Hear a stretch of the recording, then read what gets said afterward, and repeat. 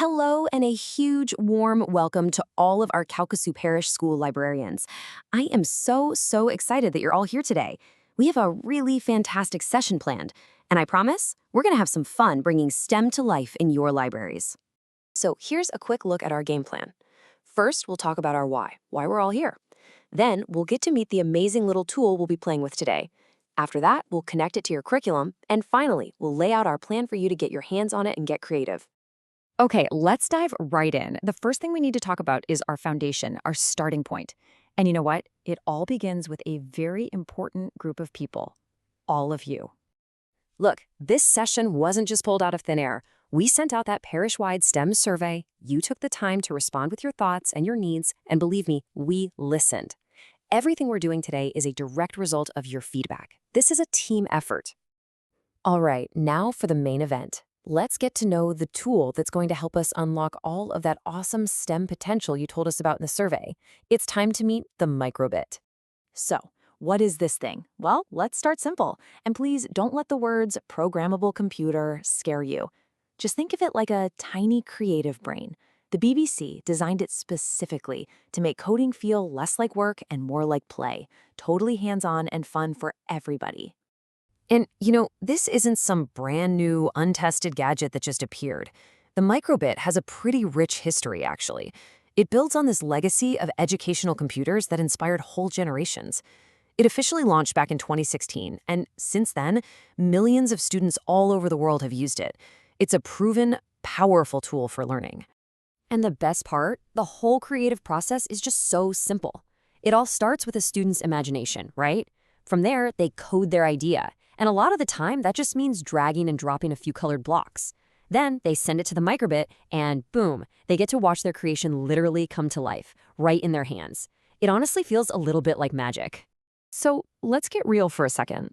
How does this connect to what you're already doing? Because a cool tool is only useful if it actually fits into our world, right? How does this little device fit into a Louisiana classroom? And more importantly, into your library?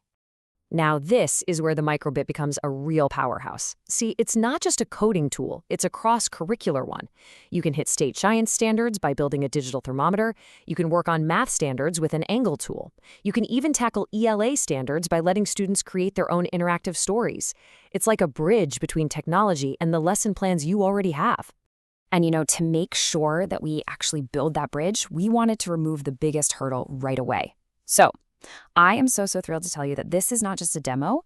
By the end of our time together today, every single one of your schools will have a Microbit to take back to your library. It's yours to keep for your students and teachers to use. And that brings us to our last section, the hands-on plan. This is where we stop talking about it and you get to actually do it. This next part of our day is your time to play, to explore, and to just get comfortable with this thing. So here's what's coming up. First, you're each going to get your school's Microbit. Then we'll walk through some simple guided projects together just to build up some confidence. After that, you'll have time to explore the incredible project library online, and then we'll wrap up by brainstorming all the amazing ways you can bring this back to your library. Okay, before we actually get the hardware in our hands, I want everyone to just take a deep breath and read this slide.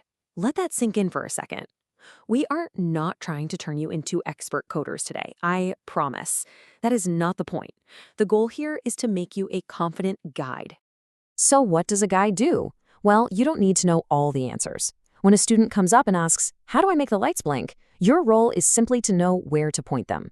Your new superpower is knowing that microbit.org is packed with tutorials and answers. You get to be the facilitator, the encourager, the one who empowers them to find the solution themselves. So as we wrap up this little intro and get ready to create, I want to leave you with this one thought. Think about the kids in your library. Think about their curiosity, their amazing imaginations. Today, we're going to get the tools that will help them bring those ideas to life. So, what will they create first?